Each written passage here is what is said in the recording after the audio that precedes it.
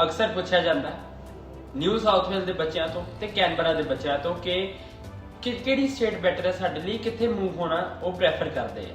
ਹੁਣ ਜੇ ਮੈਂ ਕਹਾਂ ਕਿ ਤੁਹਾਨੂੰ ਮੂਵ ਹੋਣ ਦੀ ਲੋੜ ਨਹੀਂ ਹੈ, ਕਿਉਂਕਿ ਹਰ ਸਟੇਟ ਦੀ ਐਲੀਜੀਬਿਲਿਟੀ ਕ੍ਰਾਈਟੇਰੀਆ ਹੁੰਦੇ ਆ EOI ROI ਅਪਲਾਈ ਕਰਨ ਦੇ। ਕੁਝ ਕਹਿੰਦੇ ਆ ਮਿਨੀਮਮ 3 ਮਹੀਨੇ ਰਹਿਣਾ ਪੈਂਦਾ ਤੇ ਉੱਥੇ ਕੰਮ ਕਰਨਾ ਪੈਂਦਾ ਕੰਟੀਨਿਊਸ, ਕੁਝ ਕਹਿੰਦੇ ਕਿ 6 ਮਹੀਨੇ ਉੱਥੇ ਰਹਿਣਾ ਪੈਂਦਾ ਤੇ ਕੰਮ ਕਰਨਾ ਪੈਂਦਾ।